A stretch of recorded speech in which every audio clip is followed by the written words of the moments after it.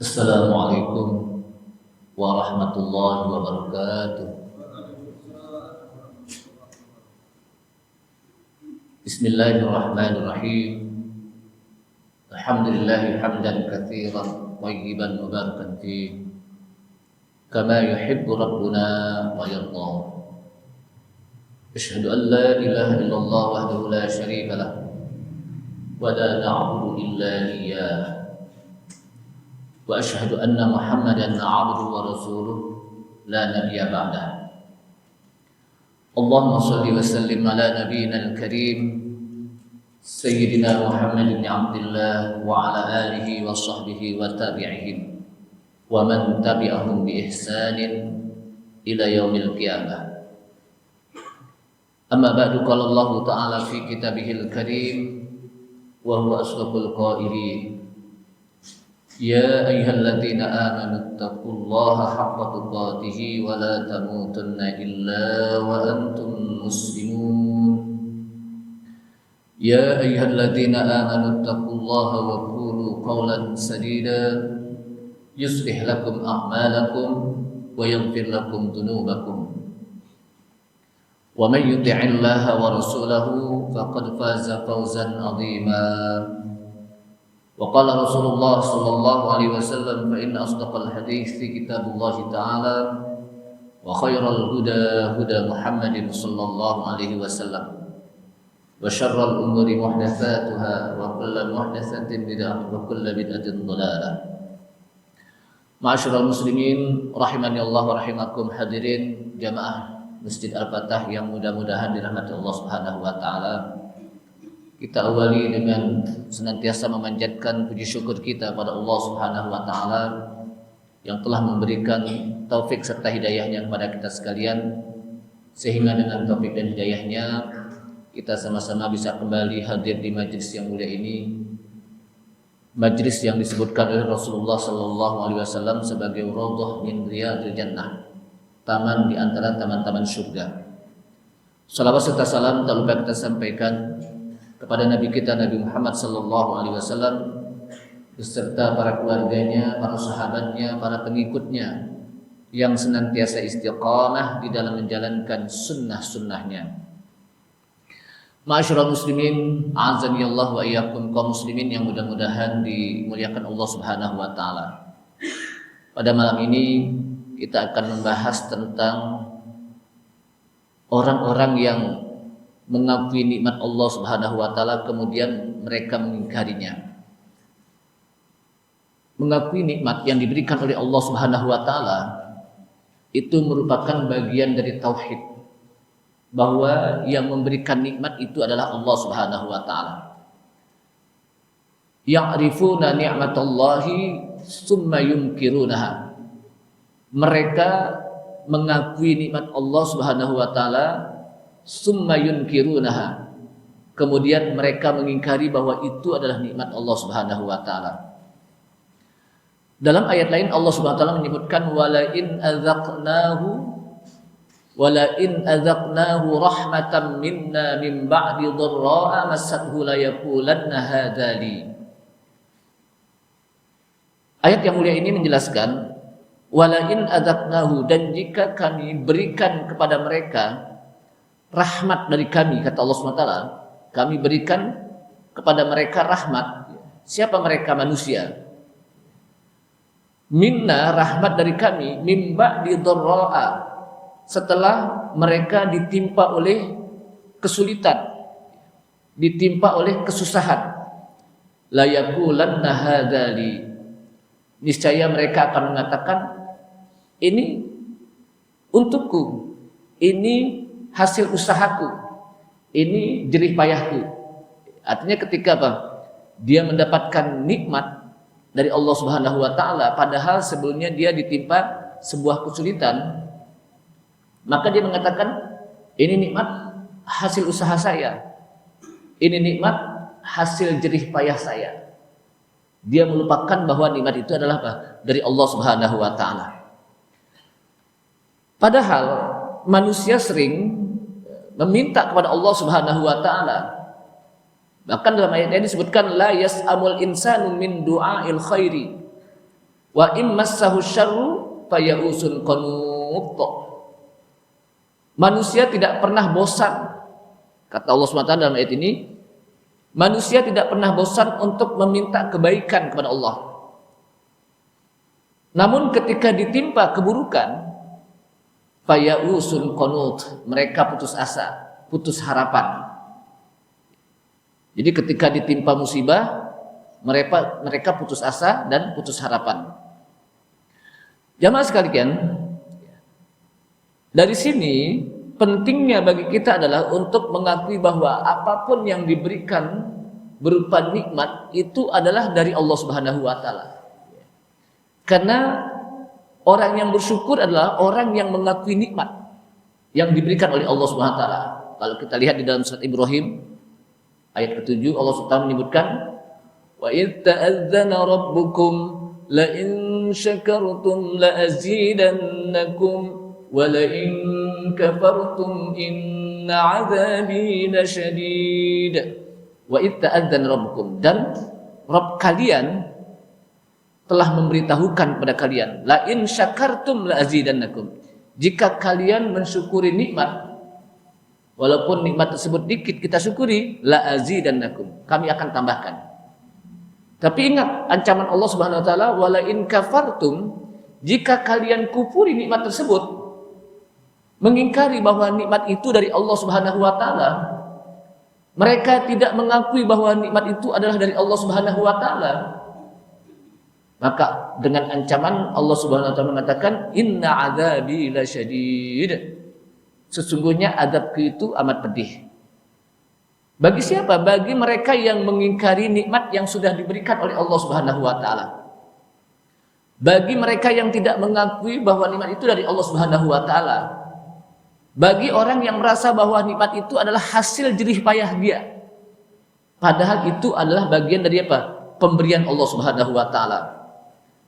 Maka jamaah sekalian rahimakumullah, ketika diberikan nikmat, la yaqulanna hadzali, ketika diberikan nikmat maka dia akan mengatakan hadzali, artinya dia lupa bahwa dia pernah ditimpa musibah, dan dia lupa bahwa dia juga diberikan nikmat oleh Allah SWT. Seakan-akan ketika dia mendapatkan nikmat, maka nikmat itu adalah hasil usaha dia, hasil jerih payah dia, hasil kekuatan dia. Maka orang yang seperti ini fala yashkurullah, dia tidak mau mensyukuri nikmat dari Allah Azza wa Jalla. Wa ya'tarifu bi ni'matihi, dia mengakui bahwa nikmat itu hanya hasil usaha dia, sehingga dia menisbahkan bahwa nikmat itu hasil jerih payah dia, hasil usaha dia. Dan ini tidak boleh.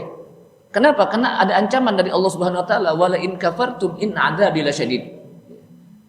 Dan jika kalian mengkufuri nikmat yang diberikan oleh Allah Subhanahu wa taala, tidak mengakui bahwa nikmat itu adalah pemberian Allah, inna adzabi lasyadid, sesungguhnya azabku, siksaku amat pedih. Artinya orang yang mengingkari nikmat itu, nikmat yang diberikan oleh Allah, akan mendapatkan azab, dan azabnya tidak main-main. Lasyadid, inna adzabi lasyadid. Bukan adzabi syadidin, tapi la syadid dengan lam taukid.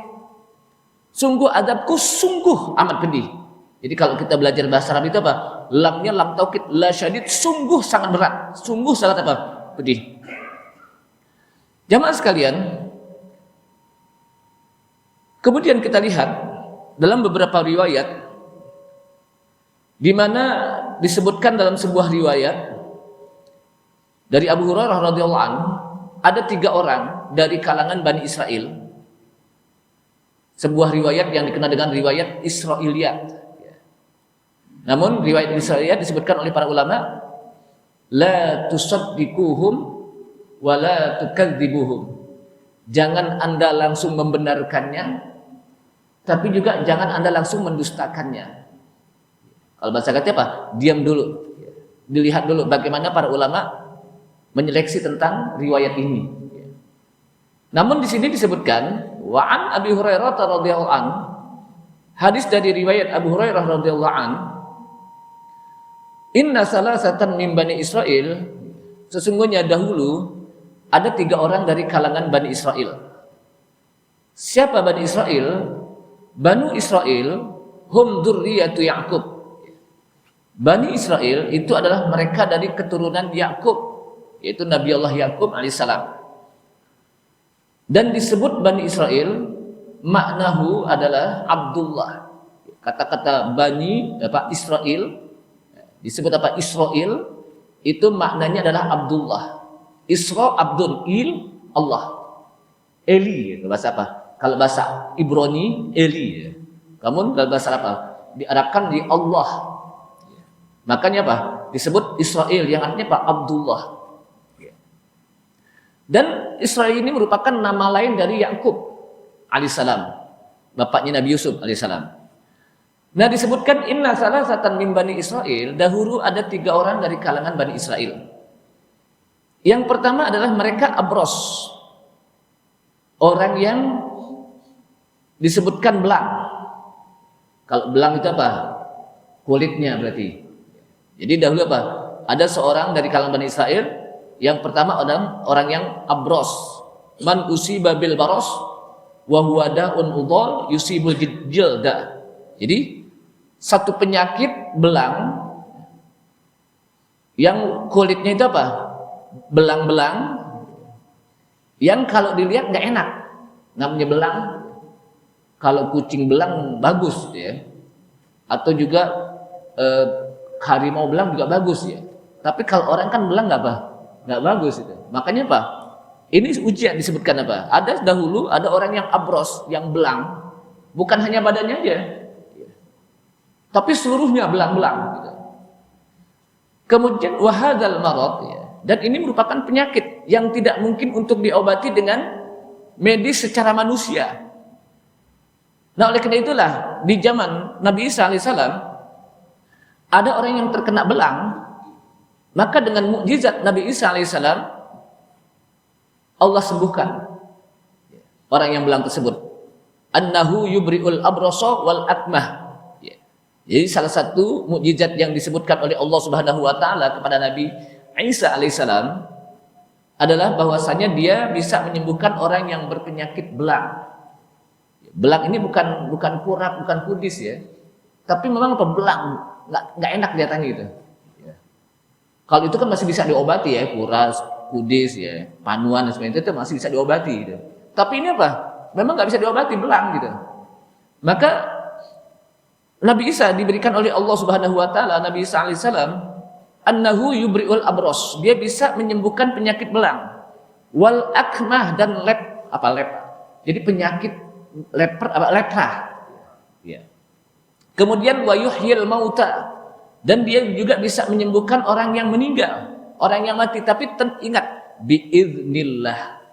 Jadi di situ ada kalimat apa? Dengan izin Allah. Dan ini tidak bisa diobati dengan hanya sebatas at-tibbul basyari, medis manusia. Jadi apa? Medis manusia. Artinya apa? Penyakit itu benar-benar penyakit apa? Penyakit yang sulit untuk diobati. Gitu. Jadi ada 3 orang. Salah satunya mereka 3 orang tersebut salah satunya adalah mereka yang terkena penyakit belang. Yang kedua wa aqra, penyakit la yumbitu li ra'si sya'run, rambutnya enggak tumbuh rambut. Jadi apa? Palanya itu apa? Enggak tumbuh rambut. Bukan gundul. Memang enggak tumbuh rambut gitu. Kalau gundul masih ada bekas-bekasnya kan gitu. Ini gundul, apa namanya apa? Enggak tumbuh rambut gitu. Nah, sedangkan orang yang memiliki apa? Rambut itu kan memiliki apa? Keindahan dengan rambut tersebut, walaupun ada tren katanya apa? Botak menjadi tren sekarang, menjadi mode. Tapi tetap saja kalau rambut, kalau kepala pakai rambut itu akan terlindungi dengan rambut tersebut. Nggak gampang masuk angin. Kenapa? Ada apa? Ada rambutnya gitu. Coba kalau mau tahu, angin masuk langsung gitu ya. Jadi ini apa? Rambut itu merupakan bagian dari manfaat yang diberikan oleh Allah Subhanahu wa taala. Kemudian orang tersebut apa? Itu yang kedua. Yang ketiga adalah orang yang a'ma, orang yang apa? Buta. Enggak bisa ngelihat. Dhahaba basaruhu kullu. Jadi orang apa? Yang enggak bisa lihat baik mata kanan dan mata kiri. Ammal ladzi dhahaba minhu basaru ainin wahidah ya. Adapun orang yang cuman bisa melihat dengan satu mata, yang satunya nggak bisa melihat, itu bukan disebut a'ma, tapi a'war. Makanya Dajjal itu disebut apa? Innahu a'war. Bukan a'ma Dajjal. Kenapa? Karena matanya cuma satu. Disebut apa? A'war.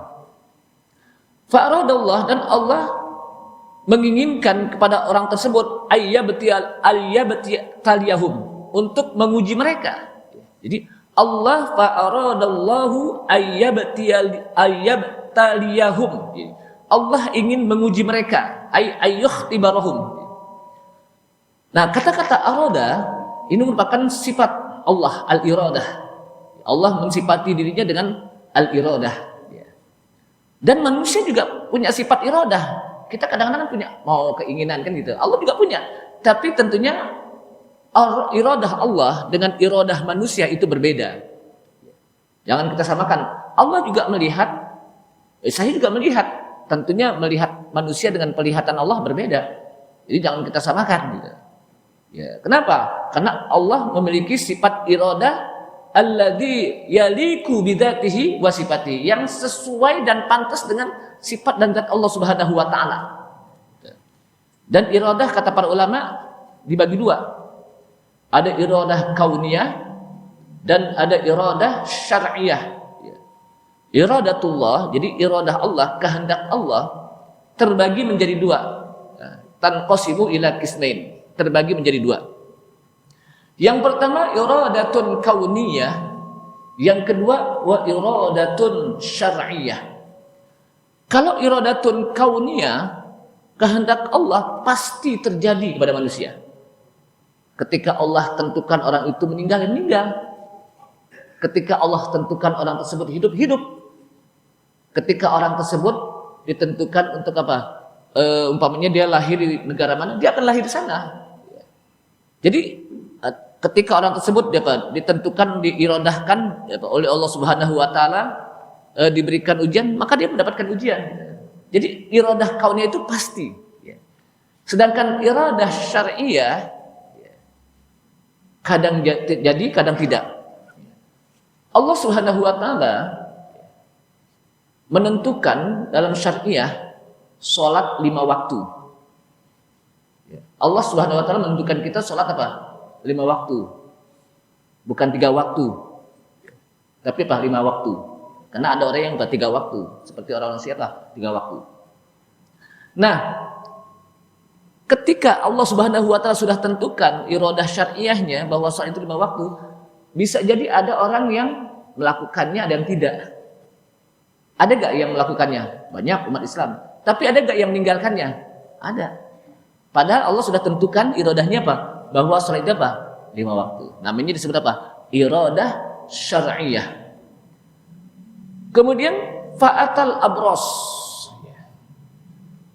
Datanglah seorang malaikat kepada orang yang abros. Faba'atha ilaihim malakan. Jadi Allah Subhanahu wa taala mengutus kepada 3 orang tadi seorang malaikat. Malaikat itu sebetulnya jamak. Yang betul apa? Faba'atha ilaihim malakan. Jadi Allah Subhanahu wa taala mengutus kepada 3 orang tadi malakan, seorang malaikat. Kalau disebut malaikah banyak, karena dia berbentuk plural, berbentuk jamak. Tapi kalau malak itu cuma 1 malaikat. Wahidul malaikah. 1 malaikat, cuman kita mau 1 kayak mau banyak kayak disebut juga apa? Malaikat juga gitu. Padahal apa? Malak. Nah, malaikat atau malak wahum khalqun min khalqillah.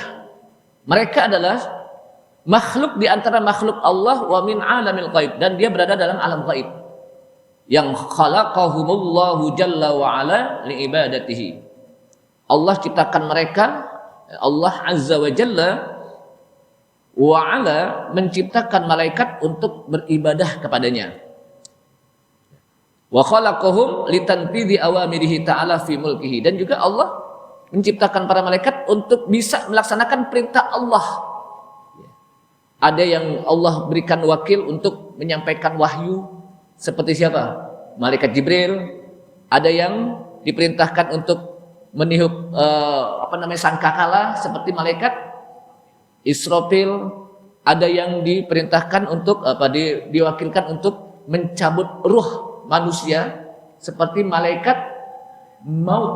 Ya, bukan Azrail apa? Malaikat apa? Maut. Karena disebutkan dalam ayat Al-Qur'an apa? Malakul mauti. Nah, ini yang mencabut ruh dan itu atas perintah Allah Subhanahu wa taala. Alamul ghaib disebut alamul ghaib kenapa? Karena malaikat tidak bisa dilihat oleh manusia. Tapi malaikat bisa melihat kita. Makanya apa? Alamul ghaib. Alam yang berbeda. Maka Allah Subhanahu wa taala utus seorang malaikat. Dan malaikat itu disebutkan oleh oleh Allah Subhanahu wa taala, kullum minal malaikah lahu amal. Masing-masing malaikat semuanya memiliki pekerjaan, peranan. Nggak ada yang nganggur malaikat. Jadi malaikat itu apa? Nggak ada yang nganggur, semuanya punya kerjaan. Nahnu nusabbihu bihamdi rabbik. Kata apa? Allah SWT dalam ayat Al-Quran menyebutkan tentang bagaimana menciptakan malaikat. Wa nahnu nusabbihu bihamdik. Kami ini senantiasa bertasbih kepadamu, ya Allah, dengan memuji engkau. Wa nuqaddisu lak, dan mensucikan engkau. Artinya Pak, malaikat itu Pak, nggak ada yang nganggur, nggak ada yang nongkrong-nongkrong. Nggak ada yang nongkrong di pinggir jalan sambil ngitungin mobil lewat. Nggak ada. Semuanya bertasbih, berzikir, itu malaikat. Beda dengan manusia. Ada yang lagi ngaji, ada gak? Yang kecil lagi ngaji. Ada juga yang lagi nongkrong di pinggir jalan. Ngapain ngitungin kendaraan lewat berapa nih sehari nih? Rajin banget gitu. Jadi itu malaikat. Dan la ya'sunallaha ma amarahum wa yaf'aluna ma yu'marun. Malaikat adalah orang yang tidak pernah durhaka kepada Allah Subhanahu wa taala, tidak pernah berbuat maksiat. Dan dia senantiasa melakukan apa yang diperintahkan oleh Allah SWT. Beda dengan manusia. Disuruh sholat, ninggalin sholat. Disuruh ngaji, pada nongkrong, nonton bola. Ada kayak begitu? Disuruh Disuruh baca Quran, dia baca HP, sampai berhatam-hatam gitu. HP. Jadi HP-nya itu semua, Facebooknya hatam, WA-nya hatam, Instagramnya hatam, tapi Al-Qur'annya nggak hatam-hatam gitu. Itulah malaikat. Jamaah sekalian, jadi malaikat itu apa? Orang yang memiliki apa? Makhluk yang Allah SWT berikan peranan, dan mereka tidak ada yang nggak ada yang nganggur. Itu malaikat. Nah, Allah Subhanahu wa taala utus seorang malaikat, fa'atal abros, maka datanglah malaikat tersebut kepada orang yang abros, yang belang. Dan kita tahu bahwa malaikat itu bukan langsung membentuk dirinya, tapi dia menyerupai seorang yang ganteng di sini disebutkan, yang cakep. Maka malaikat itu ketika bertemu menemui orang yang abros tadi, orang yang belang, bertanya, ayu syai'in ahabbu ilaika, apa yang kamu inginkan, yang paling suka terhadap engkau, kata malaikat kepada orang yang belang, launu hasanin wa jildu hasanin. Saya mau tuh kulit saya bagus, indah dipandang, bagus ya Pak. Karena selama ini dicela orang, dikatain orang gitu, diledekkan orang gitu. Maka saya mau kulit saya itu bagus, jildun hasan, kulit yang yang indah. Wa yadhhabu 'annil ladzi qadarani, dan orang-orang tidak lagi mencela saya. Orang-orang lagi tidak mengolok-olok saya gitu. Kenapa? Karena belangnya saya. Famasahahul malak, kemudian malaikat pun mengusap orang tersebut. Jadi malaikat mengusap orang tersebut, maka sembuhlah belangnya tadi. Jadi habis diusap oleh malaikat sembuh. Wa ada ilaihi launun hasan, dan kembalilah kulitnya menjadi indah. Wa jildun hasan, kulitnya menjadi halus. Dan tentunya wa hadza bi qudratillahi ta'ala. Dan ini tentunya dengan kekuasaan Allah Subhanahu wa taala. Di annal malak Rasulullah, karena malaikat itu adalah utusan Allah. Jadi ingat, yang namanya rasul kadang dari malaikat juga disebut rasul. Kadang manusia juga disebut rasul. Jadi kalau disebut rasul bisa berbentuk bisa berjenis malaikat, bisa juga berjenis manusia. Kalau berjenis manusia adalah rasul. Nabi kita Nabi Muhammad SAW seorang rasul. Jadi kembali Tapi ini adalah atas biqudratillah, kekuasaan Allah, atas izin Allah. Kenapa? Karena mereka itu diperintahkan oleh Allah Subhanahu wa taala untuk datang kepada orang tersebut. Kemudian setelah itu apa? Fa ayyul mali ahabbu ilaika. Kemudian setelah apa? Udah sembuh dari apa belangnya? Apa yang engkau inginkan berupa harta? Harta yang mana yang engkau apa? Sangat suka. Kata orang tadi udah dikasih ganteng, kulitnya udah halus ya, udah glowing nih kulit. Oh, glowing juga ya. Kemudian apa? Malaikat nawarin lagi, ayyul mali ahabbu ilaika. Harta apa yang kamu suka? Nih manusia nih. Apa kata dia? Al-ibil, onta, al-bakor, awil bakor, sapi. Jadi disebutkan Pak, di sini onta atau sapi ini syakun. Jadi ada riwayat yang ragu, tapi dua-duanya disebutkan, makanya pakai au. Onta atau sapi. Jadi onta apa? Atau sapi. Kemudian maka dia pun diberikan onta atau sapi gitu. Diberikan, artinya apa? Kaya dia dengan gara apa? Diberikan. Fa'utiya naqatan usyara, maka diberikanlah onta. Yang ontanya tersebut sedang hamil dan akhirnya melahirkan banyak sampai akhirnya onta tersebut beranak pinak dan jadilah dia seorang apa? Yang kaya. Bayangkan itu. Tapi ini ujian Allah Subhanahu wa taala. Wa qala barakallahu laka fiha. Da'a lahu bil barakah. Wa da'datul malak mustajab. Kemudian malaikat pun mendoakan orang tersebut, semoga Allah berkahi harta Anda. Dan doanya malaikat pun mustajab. Maka ini bagian dari ujian al-imtihan minallah, ujian dari Allah Subhanahu wa taala. Kemudian yang kedua, malaikat tadi datang kepada orang yang aqra. Orang yang botak. Ini hadis nih ya, disebutkan oleh Syekh Shalih Fauzan ya dalam kitab I'anatul Mustafid. Jadi datang kepada orang yang aqra, orang yang botak. Kemudian malaikat itu bertanya dengan dalam bentuk apa? Seorang laki-laki yang ganteng, yang cakep. Ayu syai'in ahabbu ilaika. Apa yang kamu inginkan sekarang ini, yang kamu suka? Apa kata orang tersebut? Launun hasan, kulit saya indah. Wa sya'run hasan, rambut saya juga indah. Kenapa? Wa yadhhabu 'anil ladzi qadiranin nas. Dan saya menginginkan orang-orang tidak lagi mencela saya. Karena selama ini saya dicela mulu oleh orang. Dikata-katain rambut botak macam-macam. Botak ini bukan botak apa? Ada bekas-bekas rambut, enggak. Ini betul-betul apa? Enggak ada kelihatan gitu. Kalau botak kan masih kelihatan apa? Ada bekas-bekasnya. Kenapa? Habis cukur gitu. Kalau kita tahalul kan, itu botak. Kenapa? Nunggu lagi nanti gitu. Ini betul-betul apa? Enggak nunggu. Famasahahu, kemudian diusaplah oleh malaikat tadi. Fadhahaba anhu qadaruhu, maka pergi sembuh dari botaknya. Wa utiya sya'ran hasanan, dan akhirnya tumbuhlah rambut yang indah. Rambutnya semakin bagus, indah rambutnya itu. Faqala, kemudian ditawarin lagi oleh malaikat, ayyul mali ahabbu ilaika. Harta apa yang paling banyak? Jadi manusia ini Pak, padahal itu kan udah menjadi nikmat. Dia apa? Udah sembuh rambutnya, udah sembuh belangnya. Itu kan nikmat. Tapi masih tetap minta juga harta gitu. Maka ditawarin oleh malaikat, ayyul mali ahabbu ilaik. Harta apa yang kamu suka? Al-baqar awil ibil. Sama, onta atau sapi. Maka diberilah apa? Diberilah baqarah, sapi yang sedang hamil.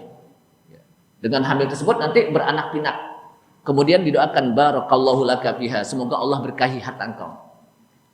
Kemudian yang ketiga, fa'atal a'ma, datanglah malaikat tadi kepada orang yang buta. Ketika datang ditanya, ayu syai'in ahabbu ilaika. Apa yang kamu suka sekarang ini? Ya tentunya orang yang buta mengatakan, ya saya ingin Allah kembalikan penglihatan saya agar saya bisa melihat. Kan orang yang buta pasti apa? Seperti itu. Agar apa? Allah kembalikan penglihatan saya agar saya bisa melihat. Maka diusaplah matanya oleh malaikat. Maka faraddallahu ilaihi basarhu. Ini bayangkan. Famasahahu, kemudian malaikat mengusapnya. Faraddallahu ilaihi. Dari hadis ini, lalu Allah kembalikan. Bayangkan. Padahal yang ngusap siapa tadi? Malaikat. Tapi Rasulullah menyebutnya faraddallahu ilaihi. Allah kembalikan kepada orang tersebut basarahu, penglihatannya. Ini akhlaknya Rasulullah terhadap nikmat yang diberikan oleh Allah, tetap faraddallahu, walaupun malaikat apa? Yang ngusap. Qala fa ayyul mali ahabbu ilaika. Kemudian ditanya lagi oleh malaikat, harta apa yang kamu suka? Al-ghanam, kambing. Fa'utiya syatan walidan. Kemudian diberikanlah kambing yang sedang hamil. Kambing yang sedang bunting, tahu bunting, hamil ya. Kalau kita bilang bunting. Nah, fantajahadzani wa wallada. Jadi kemudian dari kambing tersebut melahirkan banyak anak. Dari onta melahirkan banyak. Dari sapi juga melahirkan banyak, sehingga mereka pun bertiga ini, yang botak, yang belang, yang buta, udah hilang penyakitnya, kemudian diberikan kekayaan. Ya. Nah, satu waktu malaikat datang lagi. Malaikat datang lagi dengan bentuk yang berbeda. Datang kepada orang tersebut, tsumma atal aqra. Ayyu syai'in ahabbu ilaika. Jadi apa? Satu-satu apa? Datang lagi malaikat tersebut kepada tiga orang tersebut. Pertama kepada orang yang abros, dalam bentuknya dalam bentuk yang berbeda disebutkan, dalam bentuk seorang laki-laki. Tapi laki-laki yang abros. Jadi malaikat gantian. Kalau dulu orang tadi dalam bentuk belang-belang, sekarang malaikat dalam bentuk belang-belang. Dalam bentuk manusia yang kulitnya belang-belang. Kemudian malaikat tersebut datang dalam bentuk belang-belang dan rojulun miskin, seakan-akan dia seperti seorang laki-laki yang miskin. Datang dan dia sedang bermusafir. Lihat membutuhkan harta. Kemudian datang pertama kepada orang yang orang yang belang tadi. Kemudian ketika datang dan dia minta, maka tidak diberikan. Faqala lahu mithla ma qala li hadza. Maka yang wanita yang tadi malaikat tadi minta agar diberikan harta, karena saya membutuhkan harta. Saya membutuhkan harta dan saya sedang saya sebagai ibnu sabil. Dan saya perlu harta dan saya lapar. Maka ditolak, nggak dikasih. Kenapa? Karena orang yang akro tadi beralasan bahwa dia juga lagi susah, padahal hartanya banyak gitu. Jadi belagak susah. Maka kata malaikat tadi, in kunta kadziban, kalau engkau bohong, padahal hartamu banyak, saya tahu hartamu banyak ya. Kalau engkau bohong, fasayyarakallahu ila ma kunta, maka Allah akan jadikan kamu seperti dulu. Jadi dia kalau bahasa kita didoain oleh malaikat, kalau kamu bohong, padahal harta kamu banyak, tapi kamu ngaku hartanya sedikit. Kalaupun ada, itu adalah usaha saya, bukan dari Allah Subhanahu wa taala ini. Bayangkan, ini orang yang lupa terhadap nikmat Allah Subhanahu wa taala. Maka engkau akan seperti yang dulu. Kemudian baliklah orang tersebut menjadi belang. Kemudian wa'atal a'ma, malaikat itu datang kepada orang yang buta dalam bentuk rajulun miskin, laki-laki yang miskin, ibnu sabil, yang minta-minta. Kemudian minta setelah dia minta kepada orang tersebut, maka kata orang yang buta tadi, silahkan engkau ambil. Bayangkan, ini orang buta nih, silahkan engkau ambil. Kenapa? Kuntu a'ma, dulu saya orang yang buta. Faradda alayya basari, kemudian Allah kembalikan penglihatan saya. Fakhud ma syi'ta, silahkan ambil harta saya. Ini harta dari Allah, bukan harta saya ini. Dulu saya buta, nggak punya apa-apaan gitu. Fa wallahi la ajhadukal yaum, jadi demi Allah sesungguhnya aku akan berikan apa yang kamu inginkan. Maka diambil kata malaikat, amsik alaika, pegang, ambil semuanya, saya tidak perlu. Fa innama ubtulitum, sesungguhnya engkau sedang diuji sekarang, dan engkau lulus dari ujian. Faqad radhiyallahu anka, sungguh Allah telah ridho kepadamu. Wa sakhita ala sahibaika, dan Allah murka terhadap dua temanmu. Yang mana itu? Pertama yang belang, yang kedua yang yang botak gitu. Jadi yang dua nih dia tidak lulus dari ujian, tapi yang yang buta lulus ujian ya.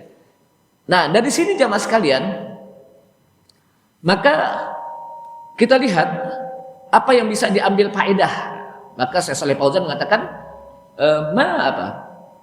wa hadzal hadisul azim ya. Jadi hadis yang besar ini apa yang bisa kita ambil dari faedah? Pertama, hendaknya anna nisbatan na'am atau anna nisbatan ni'am ilallahi azza wa jalla tauhidun, bahwa menghubungkan nikmat kepada Allah Subhanahu wa taala. Ketika kita dapat nikmat, lalu kita nisbatkan, kita hubungkan bahwa nikmat itu adalah pemberian Allah Subhanahu wa taala dari Allah Subhanahu wa taala, itu tauhid. Itu bagian dari tauhid, mengesahkan. Kenapa? Karena memang yang memberikan nikmat siapa? Allah Subhanahu wa taala gitu. Wa anna nisbataha ila ghairihi syirkun. Dan bahwa barang siapa, disebutkan di sini oleh Syekh Shalih Al-Fauzan, wa anna nisbataha, dan bahwa orang yang menisbahkan nikmat kepada selain Allah itu bisa syirik. Berarti ada nikmat yang diberikan selain Allah. Jadi Allah memberikan nikmat, ada makhluk yang juga memberikan nikmat. Berarti dia menyekutukan Allah. Ada nikmat pemberian manusia selain Allah Subhanahu wa taala. Lakin ini taqada anna ghairahu huwallazi aujadaha. Akan tetapi jika dia meyakini bahwa selainnya, selain Allah itu aujadaha, ada yang bisa menciptakan nikmat, bahwa syirkun akbar. Jadi bukan hanya sekadar syirik, tapi syirkun akbar. Jadi selain Allah ada yang bisa memberikan nikmat, maka itu syirik. Kenapa? Karena kita harus meyakini bahwa yang memberikan nikmat itu semata-mata Allah Subhanahu wa taala. Itu satu. Yang kedua, maka Allah SWT mengatakan fala taj'alu lillahi andada wa antum ta'lamun. Dan janganlah engkau jadikan Allah ada tandingannya. Termasuk ketika yang memberikan nikmat itu kita katakan selain Allah, itu berarti Allah ada tandingannya. Dan ketika kita mendapatkan nikmat, kita bersyukur kepada Allah Subhanahu wa taala. Dan bersyukur itu merupakan bagian dari ibadah. Bersyukur ibadah bukan? Beribadah. Jadi ketika kita mendapatkan nikmat, bersyukur, dan itu ibadah, dan ibadah itu hanya kita tujukan kepada Allah Subhanahu wa taala. Kemudian makanya kan kata para ulama, jangan kita mengatakan laula kulaibah hadza la atala lusus. Ini kalau nggak ada anjing di rumah ini, maling datang nih. Berarti kita menjadikan anjing itu bagian dari pelindung rumah. Padahal yang melindungi kita siapa? Allah Subhanahu wa taala. Jadi kita nggak boleh gitu. Kalau nggak ada anjing nih, akan rumah ini akan ada pencuri atau ada garong. Padahal semuanya kembali kepada Allah Subhanahu wa taala. Ini memang bagian dari akidah sebetulnya. Cuman kan ini kadang menjadi bahasa kita. Untung ada lu, kalau nggak ada itu nggak boleh. Untung ada lu. Seakan-akan dia melupakan Allah Subhanahu wa taala. Makanya kan kalau kita sakit nih, biasanya orang kalau sakit yang pertama sekali bayangan dia Allah Subhanahu wa taala, dokter, obat. Yang biasanya deh pada umumnya dokter dan obat ya. Padahal kata Nabi Ibrahim yang dijelaskan oleh Allah Subhanahu wa taala dalam ayat Al-Qur'an wa idza maridtu fahuwa yashfin. Apabila aku sakit, dialah yang menyembuhkanku. Maka dokter itu bukan menyembuhkan, cuma ngobatin. Ingat, yang menyembuhkan siapa? Allah Subhanahu wa taala. Ini kan kadang-kadang di rumah sakit, "Dok, tolong anak saya ini sakit keras, tolong sembuhin." Dokter kan manusia, bukan nyembuhin. Dia cuma ngobatin. Kalau ngobatin bisa sembuh, bisa enggak sembuh, terserah Allah Subhanahu wa taala. Itu kembali kepada ketentuan Allah Subhanahu wa taala. Makanya ketika seseorang itu sakit, maka hendaklah kita kembalikan, ini Allah Subhanahu wa taala yang menyembuhkan. Ini Allah yang memberikan sakit, dan Allah juga yang menyembuhkan. Boleh gak kita ke dokter? Boleh, tapi bukan untuk menyembuhkan, tapi untuk ngobatin. Ngobatin. Artinya ngobatin beda dengan menyembuhin. Beda gak? Beda. Kalau menyembuhin udah gak sakit lagi, tapi ngobatin cuman bagian dari sebab. Kalau dengan obat tersebut Allah sembuhkan, sembuh. Kalau Allah tidak sembuhkan, tidak sembuh. Tergantung ketentuan Allah SWT. Kemudian dari hadis tersebut juga menjelaskan annan ni'am wan niqam ibtila'un wa ikhtibarun, bahwa nikmat dan azab itu merupakan ujian dari Allah Subhanahu wa taala. Allah Subhanahu wa taala mengatakan wa nabluukum bil khairi wasyarri fitnah, dan kami akan uji kalian dengan kebaikan dan keburukan. Fitnah itu sebagai fitnah. Fitnah itu bukan tuduhan di sini, sebagai ujian. Jadi kalau orang mendapatkan nikmat, ujian. Ketika ditimpa sesuatu yang nggak enak, ujian juga. Kalau kita dapat nikmat, bersyukur. Karena itu apa? Ujian. Kalau kita ditimpa musibah, bersabar. Itu ujian juga. Jadi itu apa? Bagian dari perilaku orang mukmin. Kemudian dari hadis tadi juga menjelaskan Allah Subhanahu wa taala a'tal malaika. Jadi Allah Subhanahu wa taala memberikan malaikat mampu untuk bisa membentuk dirinya yang berbeda-beda. Ketika datang kepada Nabi kita Nabi Muhammad SAW, malaikat dalam bentuk yang paling ganteng. Ganteng, bersih, klimis, tidak terlihat bekas-bekas musafir, dengan pakaian yang putih bersih, rambutnya juga bagus gitu. Klimis ya. Sehingga para sahabat mereka nggak kenal, mau dibilang orang jauh, nggak ada bekas-bekas musafir, mau dibilang orang dekat, nggak, di antara kita sahabat nggak ada yang kenal gitu. Itulah malaikat ternyata. Makanya ketika malaikat pergi, kata Rasulullah, tahukah engkau hai para sahabatku, siapa tadi yang datang? Hadapnya para sahabat apa? Allah wa rasuluhu a'lam. Allah dan Rasulnya lah yang mengetahui. Apa kata Rasulullah? Hadza Jibril, itu Jibril. Yu'allimukum dinakum. Dia mengajarkan pada kalian tentang din kalian, agama kalian. Jadi malaikat bisa apa? Berbentuk rupa. Malaikat laki-laki bentuknya, seperti datang kepada Nabi Ibrahim ketika menjadi tamu, bentuk laki-laki. Enggak menjadi bentuk perempuan, Pak. Bentuk laki-laki. Kalau gitu malaikat laki-laki bukan. Ingat itu ya. Walaupun dalam bentuk laki-laki, ketika datang kepada Nabi Ibrahim sebagai tamu, ketika disediain makanan nggak dimakan-makan oleh Nabi Ibrahim, itu dalam bentuk laki-laki. Ketika datang juga kepada Nabi Lut dalam bentuk laki-laki. Ketika datang kepada Nabi kita Nabi Muhammad SAW dengan berkumpul bersama para sahabat, termasuk di situ Umar bin Khattab, dalam bentuk laki-laki. Itu bukan berarti malaikat laki-laki. Kenapa? Karena malaikat tidak berjenis kelamin. Ustaz, katanya malaikat bukan laki, bukan perempuan. Kalau gitu tengah-tengah dong. Enggak ada jenis kelaminnya. Dan itu bagian dari apa? Akidah. Kemudian dari hadis tadi juga menjelaskan bahwa menceritakan tentang kisah-kisah orang dahulu itu dibolehkan, tapi kisah yang benar, kisah yang sahih, bukan yang fiktif. Bukan kisah tentang takuban perahu bisa tengkurap, malin kundang, itu kan cuman fiktif yang kalau ditelusuri sejarahnya juga belum tentu ada gitu. Bahkan mungkin cuman sekedar dongengan-dongengan anak-anak mau tidur gitu kan. Tapi ini betul-betul kisah yang nyata, zikru qasasin, jadi menyebut kisah-kisah orang-orang dahulu dari kalangan Bani Israel yang dikenal dengan Israiliyat, itu boleh. Tapi min ajlil i'tibar wal itti'az, untuk mengambil ibrah, pelajaran dan nasihat. Dan ini banyak sekali nih. Udah isya ya. Ini saja mudah-mudahan bermanfaat. Sebetulnya banyak yang kita bisa ambil dari dari faedah hadis tersebut. Tapi dengan keterbatasan waktu, mudah-mudahan apa yang saya sampaikan bisa bermanfaat untuk diri saya dan juga Bapak sekalian, dan bisa kita amalkan. Dan mudah-mudahan dengan ini Allah SWT senantiasa memberikan keteguhan iman kita pada Allah Subhanahu wa taala dan kekuatan. Kita tutup. Subhanalhamdika asyhadu an la ilaha illa anta astaghfiruka wa atubu ilaik. Wassalamualaikum warahmatullahi wabarakatuh.